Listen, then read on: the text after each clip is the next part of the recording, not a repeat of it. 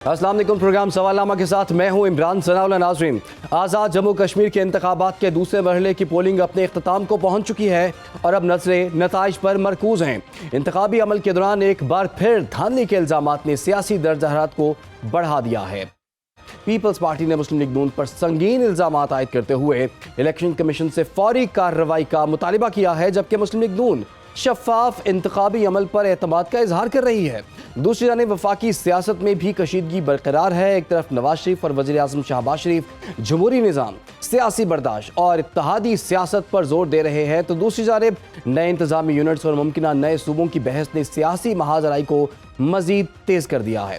तहरीक इंसाफ ने इस मामले पर हुकूमत से मैंडेट का सवाल उठाते हुए कौमी इत्तफाक राय और अवामी राय को नागुज़ीर करार दिया है। आज़ाद कश्मीर के इंतखाबी नताइज मुल्क की सियासत पर क्या असर डालेंगे? क्या इत्तेहादी हुकूमत इख्तिलाफात के बावजूद साथ चल सकेगी? और क्या नए सूबों की बहस वाकई आईनी इस्लाहात की तरफ बढ़ेगी या ये महज एक सियासी बयानिया है? इसी पर जी बात करेंगे। हमें इस वक्त ज्वाइन कर लिया है मुस्लिम लीग नून के रहनुमा जलाल खान साहब। आपके वक्त का बहुत बहुत शुक्रिया। इसके साथ साथ हमें पाकिस्तान पीपल्स पार्टी के रहनुमा कादिर खान मंदोखेल साहब भी ज्वाइन कर चुके हैं। मंदोखेल साहब, आपको भी प्रोग्राम में खुश आमदीद कहते हैं। कादिर मंदोखेल साहब, अब आज़ाद कश्मीर के इंतखाबात का दूसरा मरहला चल रहा है और इस दूसरे मरहले में भी पाकिस्तान पीपल्स पार्टी ने धांधली के इल्जामात लगा दिए हैं। उधर अमीर मकाम साहब भी कहते हैं कि सदर आपका, वज़ीर आज़म आपका, तो फिर ये धांधली कैसे हो गई?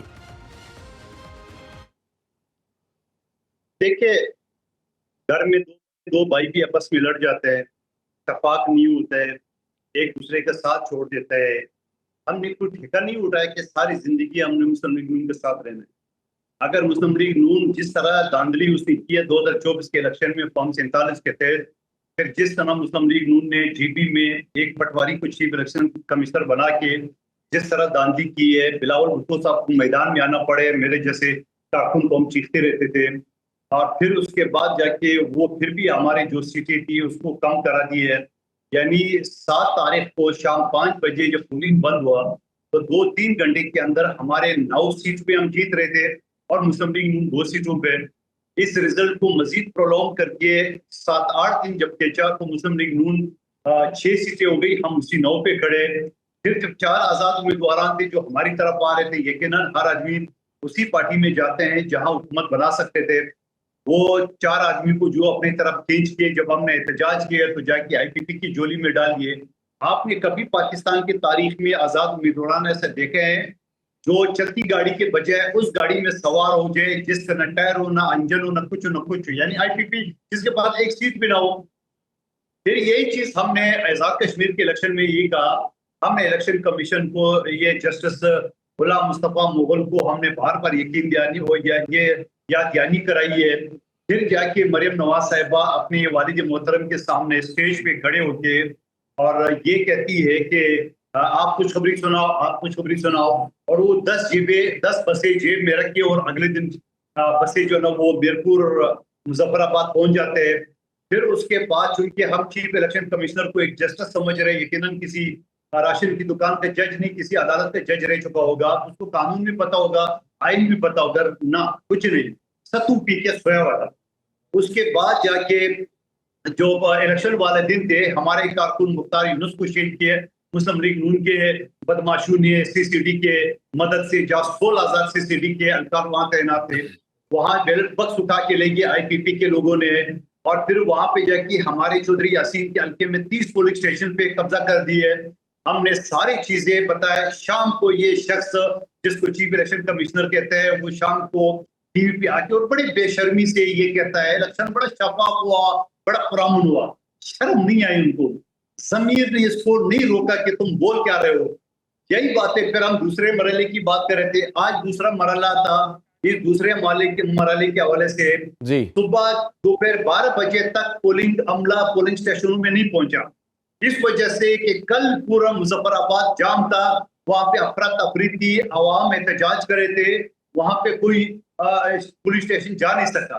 तो LA 27 को पुलिस स्टेशन जो ना वो उसको मुलतवी कर दिए। 12 बजे ये पोलिंग स्टेशन नहीं पहुंचे, पोलिंग अमला, और 1 बजे मुलतवी कर दिए।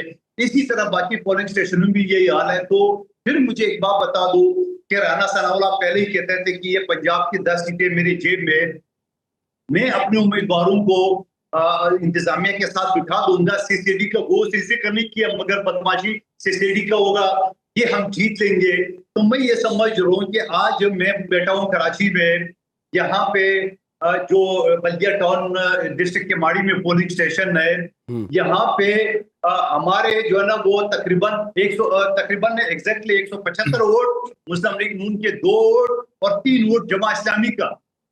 पता है यहाँ पे फुटेज वगैरह मैं आपको भेज दूंगा, कोई सीसीडी, कोई बदमाशी, कोई गुंडागर्दी, बड़े पुरअमन तरीके से हुआ सारा एक चीज। वो कि एमक्यूएम ने भी मुस्लिम लीग नून का साथ दिया है। और फिर यकीनन पंजाब की वही बदमाशी गुंडागर्दी जो सीसीडी के ताउन से ये करते आ रहे हैं, वो सीटें तो बगैर रिजल्ट के मैं आपको बता रहा हूँ ये झोली में डाले जाएंगे। तो मैं ये समझ रहा हूँ, आखिरी जुमला, मैं ये समझ रहा हूँ क्या फर्क पड़ता है अगर कश्मीर का वजीर आजम पीटीआई का हो जाए, जमा इस्लामी का हो जाए, जेएफ का हो जाए, पीपल्स पार्टी का हो जाए।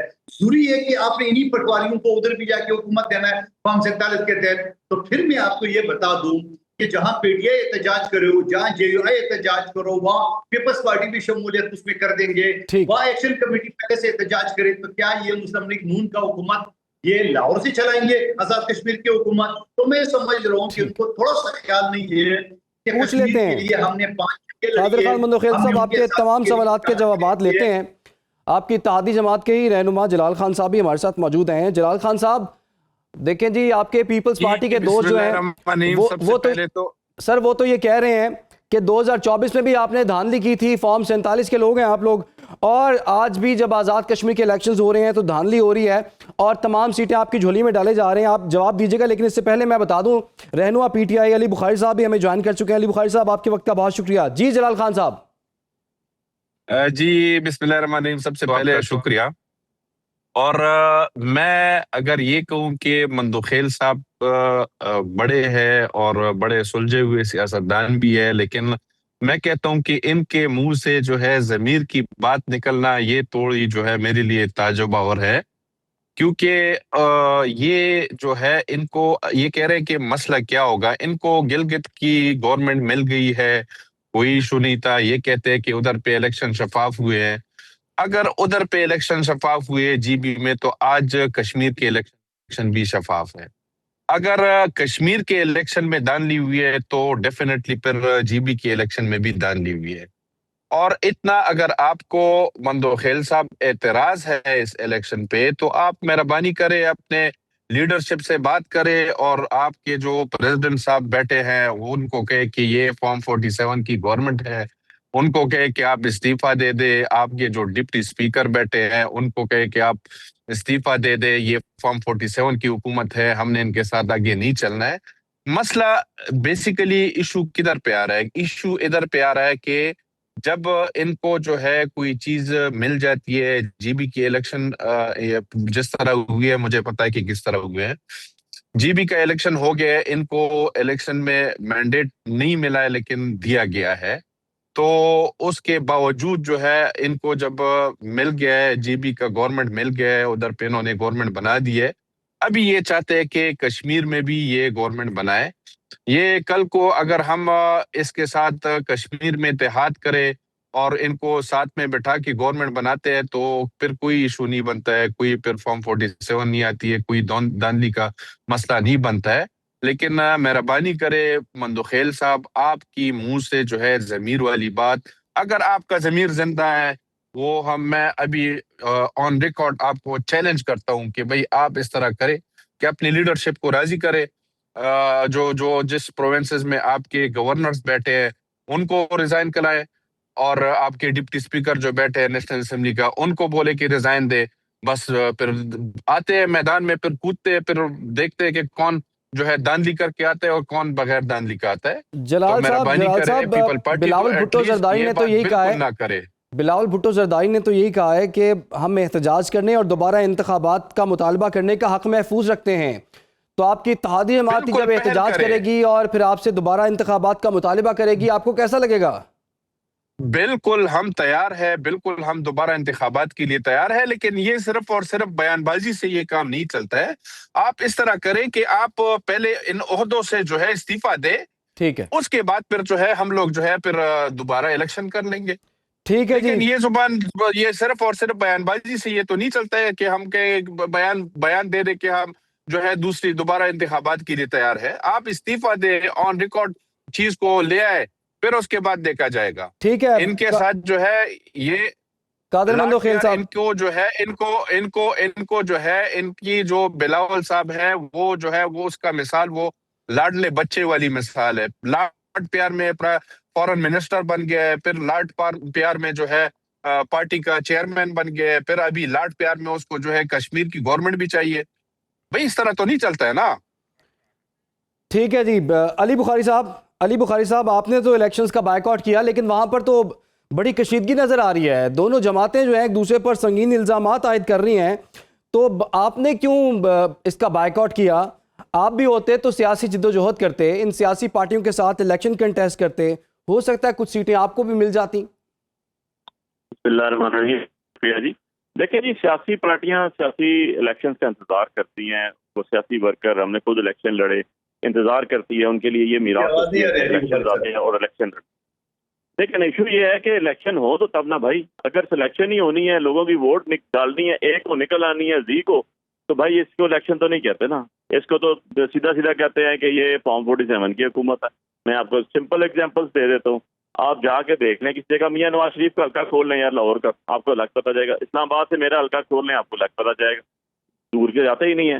बड़ी छोटी सी बात कर रहा हूँ ना। जब आपने निशान नहीं देना, आपने हमें कंपेन नहीं करने देनी, आपने हमारे लीडरशिप को जाने नहीं देना, आपने हमारे लोगों को उठाना है, जो हमारे लोगों के डॉक्यूमेंट्स जिन्होंने जमा कराए उनके पर्चे देने हैं, ATC देनी है। और भाई कौन सा इलेक्शन करा रहे हो? ना झंडा लगाने की इजाजत, ना इमरान खान साहब का नाम देने की इजाजत, ना उनकी तस्वीर लगाने की इजाजत, ना या का नाम दो या का साइन लिखने की इजाजत। तो भाई ये कौन सा इलेक्शन है? इसको कौन इलेक्शन कहता है? मुझे दुनिया का कोई माशरा बता दो जिसको इसको इलेक्शन कहता हो।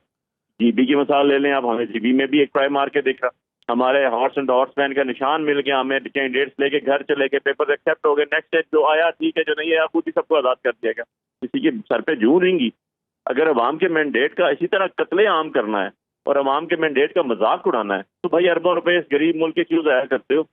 बड़ी सीधी सी बात है। तो बुखारी हर साहब फिर बंदा कह करेंगे रहा क्या? है, हर पार्टी कह रही है, हर बंदा कह रहा है, आपने हर इलेक्शन बंदा का तो कह रहा है, हर बायकॉट किया पार्टी ना। कह रही है। आपने इलेक्शन का बायकॉट किया, बायकॉट क्यों किया? अब इल्जामात लग रहे हैं। अब मैं सवाल सुन लीजिएगा, अब मैंने सवाल आपका सुना है, अब आप जवाब भी तो बोलने देना भाई। मैं सिर्फ ये पूछना चाह रहा हूँ, आपने इलेक्शन का बायकॉट किया, आप खुद भी कह रहे हैं कि इलेक्शन ये सिलेक्शन है। इसी तरह के इल्जामात जो है पाकिस्तान पीपल्स पार्टी भी लगा रही है। अब आप करेंगे क्या? आप नताइज को कबूल करेंगे या एतराजात करेंगे या एहतजाज करेंगे? पीपल्स पार्टी के साथ शामिल होंगे? क्या करेंगे अब आप? देखिए भाई, हम तो नतीजे कबूल ही नहीं करते ना। आप सबसे बड़ा जो चैंपियन है उसके हाथ पांव बांध के उसको गेंद से बाहर फेंक के कहें जी अब जाओ, बाकी जो चढ़ेगा वो हो जाएगा। ये इलेक्शन नहीं होता, सारी दुनिया को पता है। आप दूर मत जाए। आप कॉमनवेल्थ के 2024 के इलेक्शन की रिपोर्ट आई है, अपने प्रोग्राम में चला दें। हमारी तो नहीं है ना, इंटरनेशनली आई है। या उसको डिनाई कर दें, बता दें आप किसी मिनिस्टर ने डिनाई किया हो। या इतना बड़ा फेलियर पाकिस्तान की तारीख नहीं हुआ। इंटीरियर मिनिस्टर ने क्या कहा खड़े हो गए कराची में, जरा हमें तो नहीं कहा, वो पीपल्स पार्टी को तो नहीं कहा उसने कहा फायर फाइटिंग किसको कहा? फायर फाइटर उसने शहबाज शरीफ को कहा, उसने हमें तो नहीं कहा। उसने एडमिटेडली 4 साल में सबसे ज्यादा दिया गया पाकिस्तान की तारीख का वजह असद हमें तो नहीं कहा। हम तो गवर्नमेंट में नहीं है क्या करोड़ों रुपए की जो है वो वापस है ये किया और वो किया। बात यह है कि failure, big failure on the part of the government, so called government, जो 17 सीटों से बैठाएंगे, जिनको अवाम से लेन देन नहीं होगा, जो अवाम को रिप्रेजेंट नहीं करते, जो अवामी ख्वाहिशात के मुताबिक फैसला नहीं कर सकते, जो अवाम में जा नहीं सकते बगैर कार्डों के स्टार्टों, ठीक है, जो पब्लिक फेयर में नहीं जा सकते, जो अवाम राय का उनको हक नहीं है और वो कॉन्स्टिट्यूशन अमेंडमेंट भी करें और इलेक्शन में जाए और हम जीत जाएंगे। क्या आपने ये बात की इलेक्शन के दौरान में किस तरह इसको आप क्या कहोगे? इसको आपके बहुत अच्छा काम कर दिया जी, पहले सोए हुए थे, किसी को ये एहसास नहीं हुआ कि यार इलेक्शन हो रहे हैं, शेड्यूल अनाउंस हो गया। शेड्यूल अनाउंस होने के बाद दुनिया की किसी जगह भी पाकिस्तान का लौ सारा आगे देखें, किसी कोने में भी आप स्कीम नहीं दे सकते, जो स्कीमें चल रही होती है वो भी रुक जाती हैं ताकि इलेक्शन जो है वो उसके बायस ना हो। इसी तरह आप जो है अंडर क्वेश्चन ना हो। इसी तरह आप देख लें कि मीडिया के अमन में सरदान खड़े हुए थे, आज वही 12 सीटों की फैसला हो रहा है जिसके ऊपर इनके मिनिस्टर खड़े होकर हमारी कहते हैं।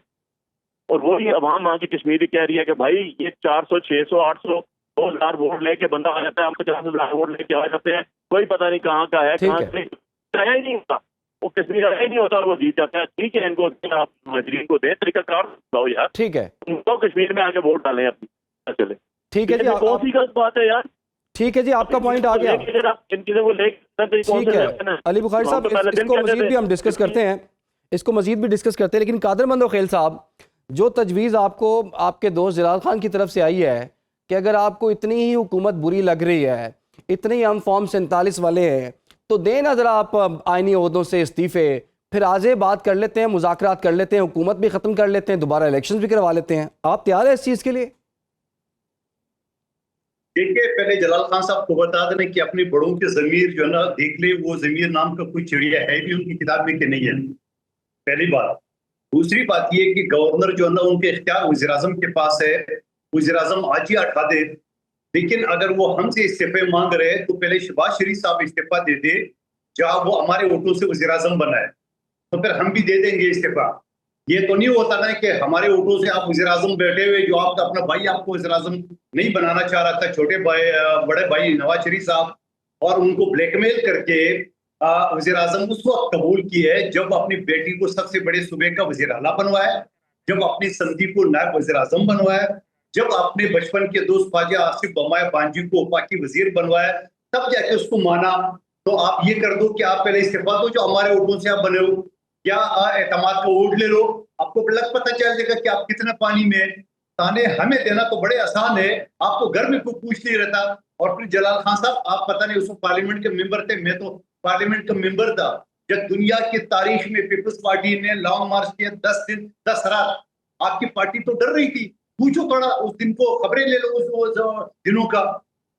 जरदारी साहब ने बताया कि आप बेफिक्र हो जाओ, हम अपना आजाद शुमार पूरा करेंगे अदम एतमाद के लिए। तो ये दोनों मियाँ बरादरान डर रहे थे, नहीं होगा। तो जरदारी साहब ने कहा नहीं, हम कोई किसी को खरीदेंगे नहीं, किसी को लोटा नहीं बनाएंगे, बल्कि जो इत्यादि पीटीआई के थे वो उनको छोड़ के हमारे साथ शामिल हो रहे, जैसे एमक्यूएम, जैसा काफ लीग, जैसे दूसरी पार्टियां, और वही वो आ गए हमारे साथ। असेंबली में हमारे पास जरूरत है 172 सीटों की, हमारे पास थी 175। हमने एक वो स्पीकर बनाया 174। और मुझे याद है मरहूम आमिर हुसैन और ये हमारे क्या नाम है जो एमएनए है मौलाना फजलमान साहब, इन दोनों को मैंने हाथ से पकड़ के बैठाया कि आप वोट नहीं डालें, हमारे पास वोट पूरे। भाई हमने वोट को खरीदा न वोट किए, हमने पीटीआई के त्यागियों को तोड़ा, बिल्कुल मैं कहता हूँ तोड़ा, उसको लालच नहीं दिए, तोड़ा उसको, क्योंकि पीटीआई से खुश नहीं थे, उन्होंने हमें वोट दिए। और तब जाके प्लेट में हमने शहबाज शरीफ साहब को वज़ीर आज़म का सीट दिए, जो कि घर में कोई नहीं पूछता था उनसे। तो मेरे भाई अपने जमीर को थोड़ा सा यहाँ जोड़ ले, शहबाज शरीफ साहब को बोल दे कि जो पीपल्स पार्टी के वोटों से आप वज़ीर आज़म बने, बिलावल साहब तो कह रहे कि आप फॉर्म 47 के वज़ीर आज़म हो, तो कहते ना बिलावल साहब को नहीं चाहिए आपको वोट, आप रिजाइन कर दे, फिर पता चल जाएगा फिर आपकी जमीर कहाँ पहुंची। वैसे जमीर नाम पर किताब में है ही नहीं, जरा पता करें मियां साहबान की किताब से। जलाल भाई जमीर की आपने बात की थी, उन्होंने जवाबी जमीर की बात कर दी है, अब आपका जमीर क्या कहता है आपको? मुझे तो भाई इस बात पे हंसी आ रही है कि अभी मिस्टर 10% वाले जो है, मिस्टर 10% वाले हमें जो है जमीर दिखाएंगे और हमें कहेंगे कि अपना जमीर जिंदा करे। ओ भाई मैं आपको सिंपल, मैंने आपको चैलेंज दिया है, आपका जमीर जिंदा है ना, चले हमारा जमीर मरा हुआ है, आपका जमीर जिंदा है, मरा हुआ है ना, कल मर गया जाए। हम तो पहले सुने मंदोखेल साहब सुने, जमीर है ही नहीं आपके पास, मरा हुआ क्या होता है? तहम्मुल से सुने मेरे भाई, आपका मिस्टर 10% वाले जो है जमीर की बात करेंगे आज। ओ खुदारा, आप जो है जाए, मैंने सिंपल आपको चैलेंज दिया है, आपका जमीर जिंदा है, आप जाए और आईनी ओहदों से इस्तीफा दे, उसके बाद दूध का दूध और पानी का पानी हो जाएगा। आप जो है सिर्फ पहल करे, आप जो है मेहरबानी करे, ये ब्लेम गेम करना जो है ये इससे कुछ नहीं हो सकता है। आप जाए, पहल करे और आईनी ओहदों से जो है आप इस्तीफा दे, हम जाके जो है उसी वक्त इलेक्शन अनाउंस कर लेंगे कि भाई अब दोबारा इलेक्शन होना है। आप तो मुझे पता है पीपल पार्टी जो है, हमारे शर्जील मेमन ने कहा है कि हम सीट से इस्तीफा देते हैं, पीपल पार्टी आप ऑफर कबूल करें ना। बात सुने पीपल पार्टी जो है वो सिर्फ और सिर्फ कराची की हद पर खुश रहती है जब उनको कराची, क्योंकि लोगों को पता है कि पीपल पार्टी किस किस्म की पार्टी है और इसके ओहदेदार किस किस्म के लोग हैं। लोगों ने पीपल पार्टी को रिजेक्ट किया हुआ है। आपकी जो सिंध में गवर्नमेंट बैठी है आज जो आपकी सिंध में गवर्नमेंट बैठी है वो सब जो है फॉर्म 47 पे आई हुई गवर्नमेंट है। पूरी दुनिया को पता है कि वोट किसको मिला है और किसको नहीं मिला है। तो ये किसको मिला है आप बता दो, मेहरबानी सच करें बात कि बताओ। आप किसको मिला है ना इसकी जलाल बात खान साहब, इसी पे कर दे। वो आपको भी हमें नहीं मिला है आपको तो भी किसको पता मिला है है मुझे बता दे मुझे।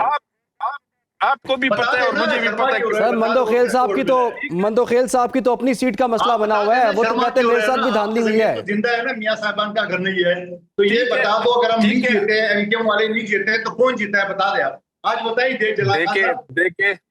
देखे आप के जो नहीं, है देख रहा हूँ, बता जरदारी दे। साहब जो है सुने तो सही ना यार, मेरी बात तो सुने। भाई आप बता देना हम नहीं जीते कौन जीता है, अपने मुंह से बोल देना। मैं तो कह रहा हूँ आपको पंजाब में आप नहीं जीते, पीटीआई जीता है, आप भी बता दो। मैं तो कह रहा हूँ पंजाब में देखिए, मरियम बीबी के नहीं जीता है, नून लीग पीटीआई जीती है, जनूबी पंजाब में हम जीते। आप बताओ कौन जीता है सिंध से? कराची में आप जीते, कौन जीता है? कराची में किसको वोट मिला हम है, नहीं सिंध में जीते तो किसको कौन वोट जीता है मिला है, बता दो शर्मानी। जनूबी पंजाब में किसको वोट मिला है? शर्माना मत मना कर, हम नहीं जीते, ये मुखबरों में ढोला तो पहले से रिजेक्ट हो चुका है, ये नहीं जीता तो कौन जीता है? हकीकत देखे हकीकत से आप मुंह ना पे सर बता दो भाई, हकीकत बता दो। मैं आपकी जमीर की बात पूछ रहा हूँ, आपसे हकीकत पूछ रहा हूँ। आप कह रहे पीपल्स पार्टी नहीं जीता है तो कौन जीता है? बता दो मेरे भाई। पाकिस्तान मुस्लिम लीग नून है जो बात घुमाओ नहीं, इलेक्शन पे और जलाल खान साहब बात घुमाओ नहीं। हम नहीं जीते, इनकम वाले नहीं जीते तो कौन जीता है सिंध में? आप बता दो। मिस्टर 10% जीता है, आपको लगता है कि मिस्टर मैं कह रहा हूँ ना, आप पंजाब में नहीं जीते, पीटीआई जीते। आप कराची में हम नहीं जीते, इनकम नहीं जीते तो कौन जीते बता दे। कौन जीता है? आपको पता है कि किसने जीता है? कराची में जो है पीटीआई को वोट मिली है। जलाल साहब बताए ना कौन जीता है, जलाल साहब चले बता दिए ना, आप बात टाल क्यों रहे हैं, बता दें आप। आपको मैं बता रहा हूँ ना, नाम लेना, पार्टी का नाम लेना। तो शर्माना मत जलाल खान साहब। हम कह रहे पंजाब में लाहौर में पीटीआई जीती, मेरे भाई सिंध में आप कराची में कहते हम नहीं जीते, इनकम पहले से दाग है तो कौन जीता है? शर्माना मत बता दो। सिंध सुने तो सही ना, सिंध में आपको जो हुकूमत मिली है वो क्लियर कट खैरात में मिली है, मैंडेट किसी और का था और खैरात मिले हो बता दो। ठीक है भाई ठीक है। खैरात में मिली है बटौर आपके, वो किसने जीती है जो हमें खैरात नहीं दिए? वो बता दो ना, बता दो ना।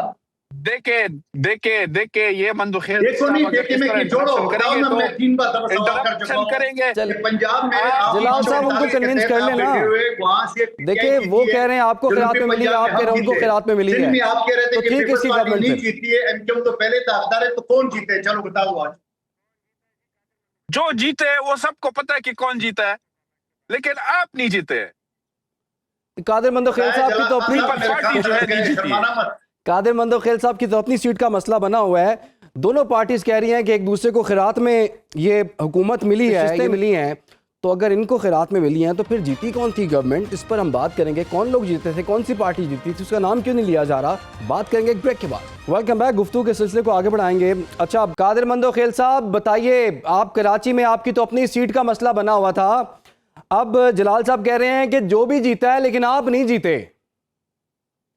जलाल खान को बता दे कि जिस दफ्तर में मैं बैठा हूं, यहाँ पे फैसल वाडा ने, मैं बल्दिया NA 242 में बैठा हूँ इस वक्त भी, यहाँ सीट पहले भी मैं सिटिंग में मैंने था, मैंने मुस्तफा कमाल को छोटे नंबर पे छोड़ा था, नून लीग को मैंने हरा के पूरे पीडीएम को हराया था, और पीटीआई को मैंने छठे नंबर पे छोड़ा था, तो PNP को तीसरे नंबर पे छोड़ा था, और 2024 के इलेक्शन में मैंने शहबाज शरीफ को यहाँ से भगाया था।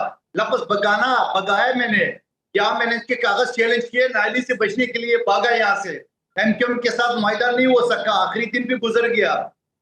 लेकिन मुस्तफा कमाल के बारे में तो 2 महीने पहले मुझे फैसल वाडा ने बता दिए कि आपको ये चीज सुन लेना चाहिए भाई, मुकम्मल कर ले, देख के बात किया करे, मुझे सुनने देना भाई, मुकम्मल कर ले। जलाल साहब आपके जाने पे आते हैं, आपसे जवाब लेंगे। जी कादिर मंदोखेल साहब बात मुकम्मल करें आप। देखिए मुझे फैसल वाडा ने इलेक्शन से 2 महीने पहले बता दिया कि ये सीट मुस्तफा कमाल यानी उर्फे मुख्तर खास को दे दी गई है।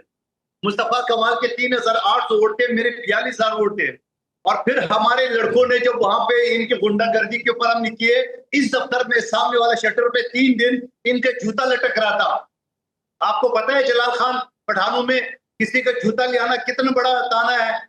पुख्तों को कोई कहना टॉक शो तराजिया में तैयारी करवा, तो आप मुझे बताओ 3 दिन जूता यहाँ पे लटक रहा था मुस्तफा कमाल के लोगों के। मैंने कहा ये गैरत है तो ले लो। तो मेरे भाई यहाँ पीपल्स पार्टी जीती है, मैं सिटिंग है, मैंने यहाँ पे मेरा काम, और यहाँ 70% पश्तून है जलाल खान, 70%। मुस्तफा कमाल कहाँ से जीता, तो पहले भी चौथे नंबर पे आता। तो मेरे भाई मैं दोबारा वही सवाल कर रहा हूँ कि अगर हम नहीं जीते, वो नहीं जीती है, एमक्यूएम नहीं जीती, तो कौन जीती है, ये सवाल मैं कर रहा हूँ। और वही मैं जवाब दे के, पंजाब में, सेंट्रल पंजाब में पीटीआई जीती थी, जो कि आपको फॉर्म 47 के तहत दी गई है। जनूबी पंजाब में पीपल्स पार्टी जीती है, तब भी जो आपको सीटी दी गई। मैं तो खुला खुला कह रहा हूँ।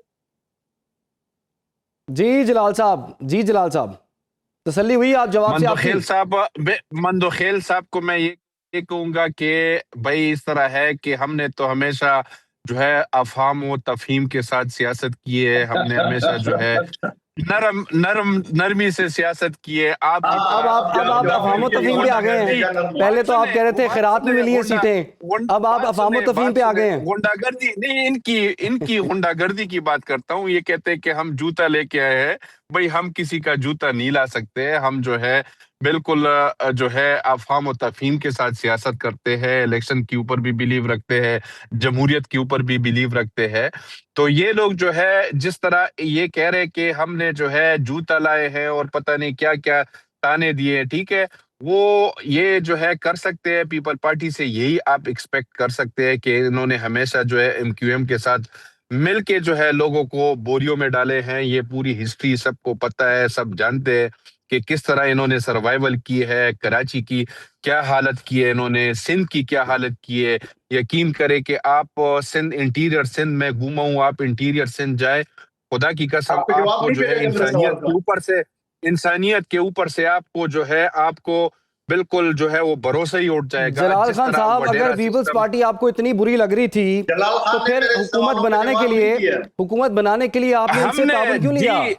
वो तो कह रहे हैं हमने प्लेट में रख के आपको हुकूमत दी है, वफाकी हुकूमत। हमने तो आप अगर इनसे लड़ेंगे तो आपकी हुकूमत कैसे कायम रहेगी फिर? देखिए हमेशा जो है आपकी अगर जिधर पे भी हुकूमत बनती है तो आप नेगोशिएशन के साथ आप जो है 2-3 पार्टियों को आप मिल के जो है बनाते हैं, ठीक है। हमने इनको ऑफर नहीं दी थी, हमने इनको डिमांड नहीं किया था कि आप आए हमारे साथ इत्तेहादी बन जाए। इनको अपना गरज था, इनको अपनी लालच थी, इनको जो है प्रेसिडेंसी चाहिए थी, इनको जो है गवर्नर्स ऑफ द प्रोविंसेस चाहिए थे, इनको डिप्टी स्पीकर चाहिए था। ये लोग आए और हमारे साथ बैठे हैं, इन्होंने इत्तेहाद किया, हमें कोई इनकी जरूरत नहीं थी।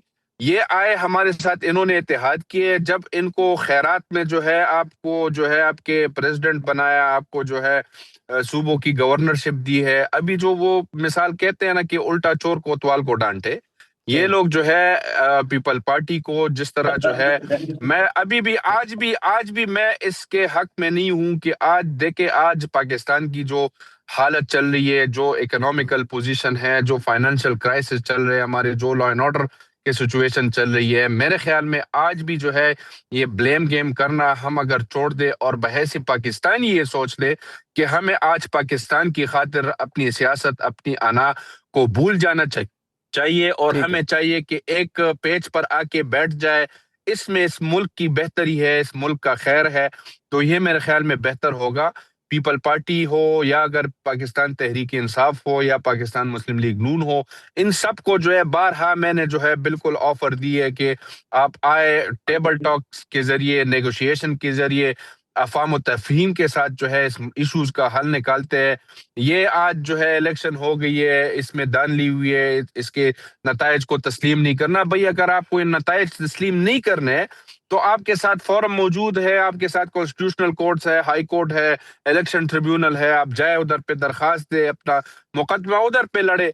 इस तरह मीडिया पे आके आप जो है बिलावल जो है उम्र में कम है लेकिन इसलिए वो इतना उनका तजर्बा नहीं है, तो वो इस तरह के बयान देना और उसको जो है दानली ठहराना या फॉर्म 47 की गवर्नमेंट ठहराना, ये मेरे ख्याल में उनको सूट नहीं करती है, शोभा नहीं देती है। अगर इनको एतराज है तो ये जाए प्रॉपर फोरम पे जाए। ठीक है मंदोखेल साहब, वो तो कह रहे हैं कि अगर आपको एतराज है प्रॉपर फोरम पे जाएं। फिर वो ये भी कह रहे हैं, आप तो कह रहे थे ना कि हमने उनको प्लेट में रखी हुकूमत बना के दी है, हमने बड़ा ताउन किया, सपोर्ट किया है। वो तो कह रहे हैं कि इनको लालच थी, हमें इनकी कोई ज़रूरत नहीं थी, इनको सदर बनना था, इसके साथ इन्हें गवर्नर्स अपने बनाने थे, चेयरमैन सेनेट अपना बनाना था, तमाम आईनी ओहदे इन्होंने लेने थे। लालच की वजह से हमारे साथ इकट्ठे हुए हैं ये। देखिए, जलाल खान मेरे छोटे भाई है, मैं ये नहीं कहूँगा ये झूठ बोल रहे हैं। अगर हमें लालच होती तो हमने तो आपसे पहले पीटीआई को ऑफर की है कि आपको गैर मशरूत तौर पे आपको हम सपोर्ट करते हैं, आप अपनी हुकूमत बना लें। पीटीआई ने इनकार कर दिया। अली बुखारी साहब तो मौजूद है, हमारे सीनियर खुर्शीद अहमद शाह साहब के जरिए मीडिया पर रोजाना हम कहते हैं। और जब हमारे पास कोई रास्ता नहीं था, फिर हम नून लीग की हुकूमत को सपोर्ट करते, यानी इनको हुकूमत बनाने देते, या फिर हम खाली बैठ जाते तो ये हुकूमत खड़ी नहीं हो सकती थी। अली बुखारी साहब वकील है, तो फिर क्या 9 महीने के बाद जो सुप्रीम कोर्ट के फैसले के बावजूद 9 महीने के बाद जो कि 3 महीने में फैसला इलेक्शन होता है, तो क्या 9 साल बाद होता?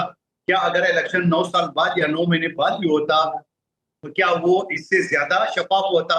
तो हमने कहा चलो ठीक है, लंगड़ी लूली हुकूमत करे। आज मेरे चेयरमैन कहते हैं कि ये फॉर्म 47 की पैदावार है, शहबाज शरीफ और मरियम बीबी, तो खुद उनको कहना चाहिए कि जब आप समझ रहे हो तो भाई हम आपकी हम जो ना वो रिजाइन करते हैं या हम एतमाद को वोट लेते हैं, आपकी वोट हमें नहीं चाहिए। तो भाईजान ये बताएं ना मुझे कि आपको इनसे एतराज़ात हैं, इनको आपसे एतराज़ात हैं। अभी हाल ही में हमने देख लिया, वज़ीर दाखिला मोहसिन नकवी ने भी कह दिया कि सिस्टम जो है ना, निज़ाम वो कोलैप्स कर गया है। वो तो रीसेट की बात कर रहे हैं, नए सूबों की बात कर रहे हैं। अगर आप लोग लड़ते झगड़ते रहेंगे तो फिर इस पॉलिटिकल प्रोसेस का क्या होगा? जमहूरियत जिसके लिए बड़ी कुर्बानियां दी गई हैं, इस निज़ाम को फिर आप कहाँ देख रहे हैं? आइन में ये लिखा गया और 239 ये कहता है, आइन का 239 सेक्शन 4 ये कहता है कि जिस असम्बली में मजीद सूबे बनाना हो, उस सूबे में 2/3 मेजॉरिटी से आपने करारदाद पास करनी हो। उसके बाद कौमी असम्बली और सेनेट से 2/3 मेजॉरिटी से करारदाद पास करो। अब ये औकात अगर किसी के पास है तो वो जरूर शौक पूरा करे। आइन कहता है, हम मना नहीं करते। अगर जिसकी औकात नहीं हो ये तरामीम पास करना और 2/3 मेजॉरिटी सेमी असम्बली में लाना, तो फिर ये तो फिर बदमाशी हो गई है। तो बदमाशी तो माजी में भी होती रही, हो जाए एक मरतबा फिर हो जाए। हम उनके ऊपर क्या फर्क पड़ता है? हमारे जालों के ऊपर हमने तो पहले भी किए, हम तो मुल्क से भागे नहीं है, हमने तो लांडी जेल में मच्छर काट का हम रोए नहीं है, और फिर किसी के साथ 10-12 साल का मुआहदा किए और सऊदी अरब भागे, और फिर वहां से 5 साल में उसकी खिलाफ वर्जी करके वापस आ गए। जहाज की सीट के साथ उसको जो ना कड़ी लगा के बाहर भेजा गया, सिटके समेत, पैसों समेत। हम तो नहीं गए, हमने तो फांसियां खाई, हमने तो घोड़े खाए 80,000, हमने तो जेलें देखी, हमने तो शहादतें देखी है। तो ये जिसने देखी है वो घबराए, वो शर्माए। मैं तो कानून का तालिब इल्म हूँ, आइन और कानून तो ये कहता है, बाकी जिसे बदमाशी करना है कर ले, हम बैठे हुए। ठीक है जी, जलाल खान साहब बताइए सर, नए सूबे उसके लिए आप तैयार हैं? और पहला जो आगाज है वो पंजाब से अगर हो जाए तो आपको एतराज तो नहीं है? जी बिल्कुल, अगर नए सूबों का आगाज बनती है और पंजाब से बनती है तो मेरे ख्याल में पाकिस्तान मुस्लिम लीग नून को जो है इसके ऊपर कोई एतराज नहीं होना चाहिए। क्योंकि देखे आपका सिस्टम, मैं थोड़ी सी जो है इधर पे मोहसिन नकवी साहब की बात को जो है थोड़ा एंडोर्स करूंगा। इसलिए हाँ, उनका कहने का तरीका गलत था, उनका फोरम गलत था। इस तरह पब्लिकली जो है आके उनको ये बात नहीं करनी चाहिए थी। लेकिन अगर आप देखें तो पूरी दुनिया में आप जाएं, आपकी जो पाकिस्तान में समझ ले कि पूरी दुनिया में सबसे कम प्रोविंसेस या स्टेट्स जो है वो पाकिस्तान में है। तो अगर आप स्टेट्स बनाते हैं, आप अगर फेडरेशन यूनिट्स बनाते हैं, स्मॉल यूनिट्स बनाते हैं, तो मेरे ख्याल में इस तरह जो है कोई इशू नहीं है। ठीक है, इशू इसमें कोई नहीं है। आप अगर बनाते हैं तो कोई मसला नहीं है इसमें। जी ठीक है, बहुत शुक्रिया आपका जलाल खान साहब, आपने वक्त दिया। कादर मंदुखेल साहब आपका भी बहुत बहुत शुक्रिया। नाज़रीन, वक्त हुआ एक थोड़ी सी ब्रेक का, आप लोग हमारे साथ। Welcome back. मशरिक़ वस्ता में जंग और सिफारतकारी बैक वक्त आगे बढ़ती दिखाई दे रही है। एक जानिब अमरीकी वज़ीर ख़ारजा मार्को रूबियो का दावा है कि हालिया अमरीकी हमलों के बाद ईरान अपने जोहरी प्रोग्राम और आबनाए हुर्मत से मुताल्लिक मुज़ाकरात के लिए पहले के मुकाबले में ज़्यादा आमादा है, तो दूसरी जानिब ईरान की आला क़यादत की जानिब से सख्त और दो टोक जवाबी पैगामात भी सामने आ रहे हैं। उधर अमरीका का मौक़िफ़ है कि हालिया कार्रवाइयों ने ईरान की बहरी, फ़ज़ाई और मिसाइल सलाहियत को नुमायां नुकसान पहुँचाया है, जिसके बायस वाशिंगटन अब मुज़ाकरात की मेज़ पर ज़्यादा मजबूत पोजीशन में है। ताहम खुद अमरीकी हुकाम ये भी तस्लीम कर रहे हैं कि ईरान अब भी ऐसे मिसाइल और ड्रोन रखता है जो खित्ते में संगीन नुकसान पहुंचाने की सलाहियत रखते हैं।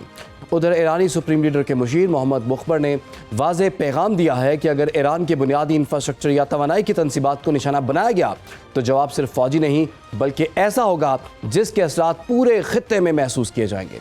ईरानी मीडिया ने खलीजी ममालिक और इसराइल की अहम तवानाई तनसीबात का भी जिक्र किया है जिन्हें मुमकिन जवाबी कार्रवाई की सूरत में हदफ बनाया जा सकता है, जिससे आलमी तवानाई मंडी और मईशत शदीद बहरान का शिकार हो सकती है।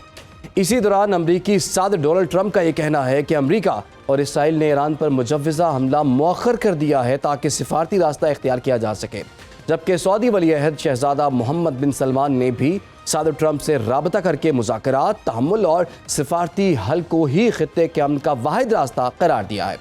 ऐसे में बुनियादी सवाल नाज़रीन यही है कि क्या ये बयानात वाकई मुज़ाकरात की तरफ पेशरफ्त का इशारा है या ये सिर्फ दबाव बढ़ाने की नई हिकमत अमली है? क्या ईरान अपनी जोहरी पॉलिसी में किसी बड़ी लचक का मुजाहरा करेगा?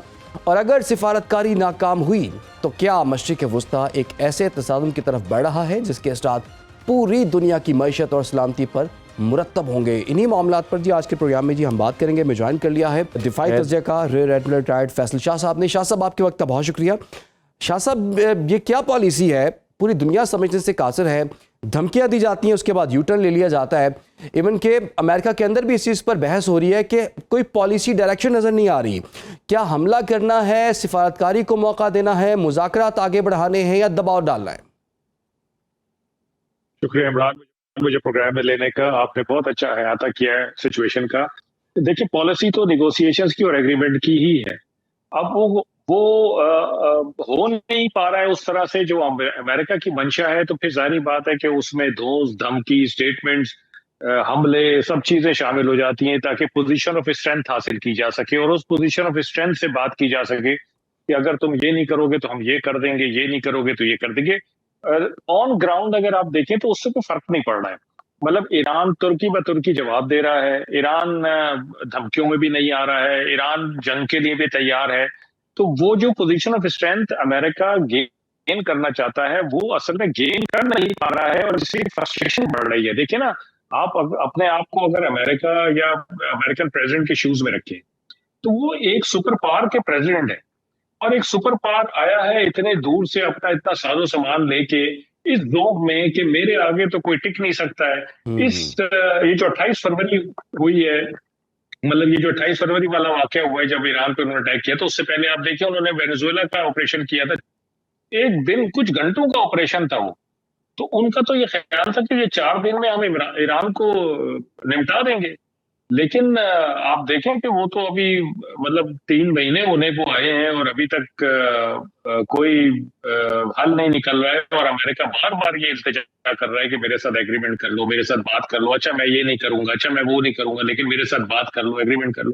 तो असल में तो जो जरूरत है एग्रीमेंट की और बातचीत की वो अमेरिका को है, क्योंकि वो बहुत बुरी तरह यहाँ फंस गया है। उसकी क्रेडिबिलिटी, इंटेग्रिटी, उसकी इकोनॉमी, उसका दिफा, उसकी दिफाई सलाहियत, फौज, ये सब एट स्टेक है। और आप देखें कि इसका वाज़ेह आपको एक सबूत मिलता है इस रीजन में जो ममालिक हैं उनकी थिंकिंग में, उनके थॉट प्रोसेस में, कि आप देखें सऊदी अरब जो है उसने पाकिस्तान की तरफ हाथ बढ़ाया डिफेंस एग्रीमेंट के लिए, कुवैत ने किया, उसके बाद अब उर्दून की खबरें आ रही हैं। फिर सऊदी अरब ने एक अलायंस बना लिया है, मैरीटाइम डिफेंस अलायंस, जो कि या कोएलिशन जो कि रेड सी के लिए उसने बनाया। तो यानी अब खित्ते के ममालिक ये सोचने पे मजबूर हो गए कि भाई अमेरिका पे हम इन्हिसार नहीं कर सकते सिक्योरिटी के लिए, जो हम कई दिहाइयों से करते आ रहे हैं। तो यही एक बहुत बड़ा धचका है अमेरिका के लिए कि मेरे हाथ से ये बाजी निकलती जा रही है। तो मेरे ख्याल है खातिर जमा रखें, ये स्टेटमेंट्स और ये सब धोस धमकियां ये सिर्फ धोस धमकियों की हद तक है। बिल आखिर इन दोनों ने टेबल पे बैठना है, बातचीत करनी है और एग्रीमेंट करना। अच्छा शाह साहब, क्या ये मुमकिन है कि अमेरिका बीच में से निकल जाए और ईरान और खलीजी ममालिक मिलके इस कॉन्फ्लिक्ट को रिजॉल्व कर सकें और एक ऐसा मैकेनिज्म बनाया जा सके कि आबनाए हुर्मुज़ भी तमाम ममालिक के लिए खुली रहे और अमेरिका को माइनस किया जा सकता है इस तमाम सिचुएशन में इस वक्त? देखिए, अमेरिका की कोशिश ये थी कि मैं सब कुछ लीड करूं और बाकी सारे मेरी तकलीद करें, यानी जो अरब ममालिक हैं वो भी मेरी बात माने, इजराइल भी मेरी बात माने। लेकिन अमेरिका ने ये देखा है कि इजराइल अमेरिका के काबू में नहीं है। वो कहता है जी मेरा नेशनल इंटरेस्ट है अपना, और जहां मैं समझूंगा मेरा नेशनल इंटरेस्ट डैमेज हो रहा है वहां पे मैं नहीं मानूंगा। अच्छा, जो खलीजी ममालिक है उनका मैंने आपको बता दिया कि वो अब अमेरिका के बगैर सोचने पे मजबूर हो गए हैं। आप ये देखें ना कि जो अभी मुआहिदा एक हुआ है जिसकी खबरें आ रही हैं कि जी जिस बात पे दोबारा बातचीत शुरू होने के इम्कानात रोशन हुए हैं, वो ईरान ने सऊदी अरब और बाकी खलीजी ममालिक से बातचीत करके इस बात पे आमादगी जाहिर की है कि जो स्ट्रेट ऑफ हॉर्मुज है उसमें से जहाज आएंगे ईरानी रास्ते से और जाएंगे ओमानी रास्ते से। तो इस बात पे ईरान ने कॉम्प्रोमाइज किया, लेकिन अमेरिका के कहने पे नहीं किया।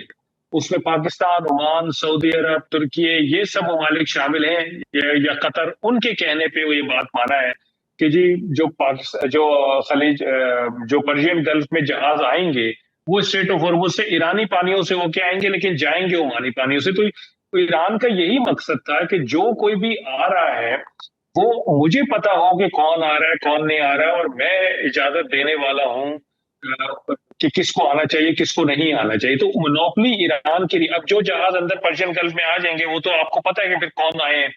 तो जो वापस जाने वाले जहाज हैं उनको आपको उनकी इतनी फिक्र नहीं होनी चाहिए, क्योंकि आपको पता है ये जहाज हमारे यहाँ से गुजर के गया था और हमने इसको ऑथोराइज किया था। तो एक तरह से ईरान बात तो वही होगी ना शाहजी, बात तो वही होगी कि ईरान अपना कंट्रोल चाहता है आबनाए हुर्मुज़ पे, जो कि खलीजी ममालिक नहीं चाहते थे कि ईरान का कंट्रोल हो आबनाए हुर्मुज़ पे, और अमेरिका भी नहीं चाहता। तो अगर ये फार्मूला जिसका आपने जिक्र किया है और ईरान शायद इस पर राजी भी हो गया है, क्या इस फार्मूले को एक्सेप्ट करेंगे खलीजी ममालिक या फिर अमेरिका भी? मेरा ख्याल है कि ये जो खबरें आ रही हैं, खलीजी ममालिक, ईरान, इन लोगों ने ही ये डिसाइड किया है। मतलब खलीजी ममालिक इस पे आमादा है और अमेरिका भी इस बात पे मान गया है, जिसकी वजह से अमेरिका की भी इज्जत रह गई है कि जी स्ट्रेट ऑफ हॉर्मुज खुल जाएगी। वो कह रहा था ना जी स्ट्रेट ऑफ हॉर्मुज को खोले आप, तो स्ट्रेट ऑफ हॉर्मुज खुल जाएगी, ईरान आने देगा। अच्छा, ईरान जो है वो उसने खलीजी ममालिक को यकीनन ये एश्योरेंस दी होगी कि मैं आपके जहाजों को नहीं रोक।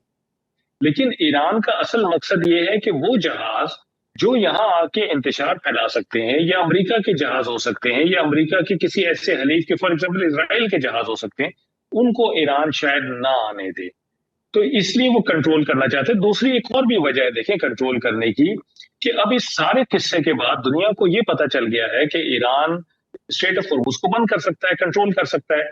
तो अगर ईरान यहाँ पे कंट्रोल नहीं करता और इसका कंट्रोल छोड़ देता है, तो बाकी दुनिया इसका कंट्रोल करना चाहेगी, वो इसको खुला रखना चाहेगी, और फिर जाहिर बात है उनकी नेवीज के जहाज होंगे जो ईरानी पानियों में घूम फिर रहे होंगे, जो कि ईरान को काबिल कबूल नहीं होगा।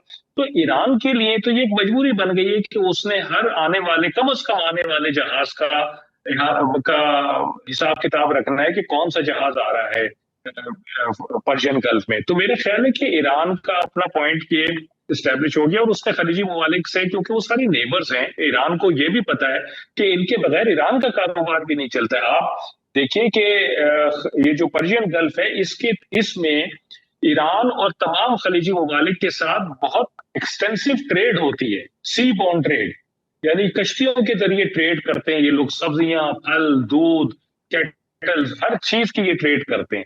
फिर ट्रेवलिंग बहुत होती है आपस में, ईरान के यहाँ से उधर लोग जाते हैं, उधर से इधर आते हैं इन कश्तियों के जरिए, शिप्स के जरिए। तो ईरान को पता है कि मेरी इकोनॉमी का भी काफी दारोमदार इन ममालिक पर है। तो मैं अगर इनको मना करूंगा तो जाहिर बात है कि ये मेरे दुश्मन हो जाएंगे। तो ईरान के लिए तो कोई अच्छी बात नहीं है कि उसके दुश्मनों में इजाफा हो। वो तो दुश्मन कम करना चाहता है और खित्ते में एक माहौल बनाना चाहता है जिसमें लोग आपस में मिलजुल के रहें। और ईरान का जो एक बहुत पुराना नैरेटिव है कि जी किसी बैरूनी ताकत को इस खित्ते में नहीं होना चाहिए, इस खित्ते का जो कंट्रोल है वो हमें संभालना चाहिए। तो मेरे ख्याल है उसके तहत भी वो नहीं चाहेगा कि खित्ते के ममालिक ईरान से बागी हो। वो चाहेगा कि आपस में मिलके एक सिस्टम बनाए और ईरान और ये खित्ते के ममालिक अमेरिका से बागी हो जाएं। ये ईरान की कोशिश है। सही। अच्छा शाह साहब, सिचुएशन ये है कि ऐलान हो चुका हुआ था, तैयारी हो चुकी हुई थी कि ईरान पर सख्त तरीन जो है वो हमला किया जाए, लेकिन ट्रम्प साहब कहते हैं कि ईरान की तरफ से एक तो रिक्वेस्ट आई है, दूसरा ये कि जो खलीजी इत्तेहादी ममालिक हैं अमेरिका के, उन्होंने भी रिक्वेस्ट की है कि जनाब आप जो है ना वो शदीद हमला ना करें, हालात जो है ख़राब हो जाएंगे। ईरान कहता है कि जी हमने हमला ना करने की कोई दरख्वास्त नहीं की। उधर अमेरिका ये समझता है कि इस तरह की धमकियों के बाद, इस तरह के प्रेशर के बाद हम जो है मेज़ पर ज़्यादा मजबूत पोजीशन में हैं। अगर मुज़ाकरात या बातचीत आगे बढ़ती है और जो मशरूत शराइत मुआहदे की हवाले से रखी गई हैं डोनाल्ड ट्रंप की जानिब से, आपको क्या लगता है स्ट्रेंथ ज़्यादा आपको कहाँ नज़र आ रही टेबल पर? देखिए, स्ट्रेंथ तो इस वक्त ईरान के पास ही है, क्योंकि आप स्ट्रेट ऑफ हॉर्मुज़ उससे खुलवा नहीं सके। आपकी नेवी का एक जहाज, यानी अमेरिकन नेवी का एक जहाज स्ट्रेट ऑफ हॉर्मुज़ में दाखिल नहीं हो सका है। आपने बमबारी की है ईरान के साउथ में, स्ट्रेट ऑफ हॉर्मुज़ के जो 7 बेसिस वगैरह हैं और शहर हैं, उन पे आपने बेतहाशा बमबारी की है। इवन सिविलियंस को भी आपने उसमें मारा है। उसके बावजूद ईरान स्ट्रेट ऑफ हॉर्मुज़ नहीं उसका कंट्रोल वो नहीं छोड़ रहा। तो स्ट्रेंथ तो अगर आप देखें ऑन ग्राउंड तो ईरान के पास ही है। अमेरिका का ये कहना है कि जी हमने हमले करने थे और बड़े शदीद करने थे और हमने डेफर कर दिए, ये एक्सपेक्टेड था कि वो ये हमले नहीं करेंगे। वो बिल्कुल ये कह रहे हैं, वो एक माहौल बना रहे थे, एक नैरेटिव बना रहे थे कि जी ईरान जो है वो बातचीत करे, या खित्ते के ममालिक घबराकर ईरान के ऊपर दबाव डालें कि वो बातचीत करे।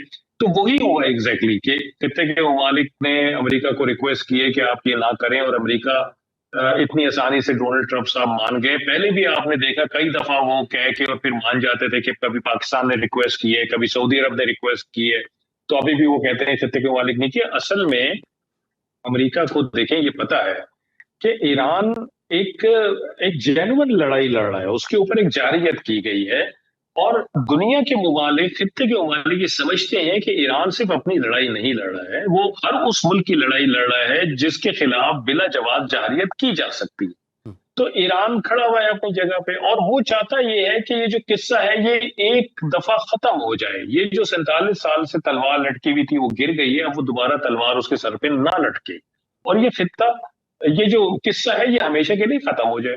अमेरिका इस जल्दी में है कि मैं जल्दी से कुछ लेके यहाँ से ऐसा निकलूं कि वापस जाके फिर मैं इलेक्शन कैंपेन करूं, और मिड टर्म इलेक्शंस जो आ रहे हैं उसमें मुझे इस कैंपेन की बेस पे, इस तमाम किस्से की बेस पे मुझे वोट मिल जाए और रिपब्लिकन पार्टीज की मेजोरिटी हो जाए। लेकिन ईरान ने बेसिकली उसको निकलने नहीं दे रहा है यहाँ से। कोई ऐसी चीज नहीं थमा रहा है ईरान उसके हाथ में जिसको वो एक्सप्लॉइट कर सके, जिसके ऊपर खेल सके। तो अब जाहिर बात है वो फिर कहते हैं कि जी एग्रीमेंट करें, और एग्रीमेंट फौरी करें, और वो करें जो हमारी शराइत। तो ये तो पहले भी नहीं हुआ है कि ईरान ने उनकी शराइत मानी हुई। आप देखें कि एमओयू से पहले कितना डंडोरा पीटा गया, और आज आप एमओयू को जो साइन हुआ था उसको एनालाइज कर लें, दुनिया भर के एनालिस्ट कह रहे हैं कि तकरीबन 70% ईरान के फेवर में है वो एमओयू, 30% होगा अमेरिका के फेवर में। लेकिन वो सारी बातें जो ईरान कहता था वो उसमें शामिल थी। तो इसीलिए इनको दोबारा ये सब कुछ करना पड़ा कि अब हम इस एमओयू को अमेंड करवाएं और एग्रीमेंट ऐसा करवाएं जो जाहिर अमेरिका की फेवर में नजर आए। तो मेरा ख्याल है कि इसमें कोई दो राय नहीं है कि ये बैठेंगे और एग्रीमेंट करेंगे, और अमेरिका कभी नहीं चाहेगा कि इस जंग को और आगे। ठीक है जी, आपके ख्याल में अमेरिका कभी नहीं चाहेगा कि इस जंग को और आगे बढ़ाया जाए। आपके ख्याल में दोनों फरीकैन बैठेंगे और मुज़ाकरात से ही रास्ता निकलेगा। फिलहाल के लिए फैसल शाह साहब, आपके वक्त का बहुत बहुत शुक्रिया। नाज़रीन, इसके साथ ही प्रोग्राम खत्म हुआ चाहता है, हमें दीजिए इजाज़त। अल्लाह हाफ़िज़।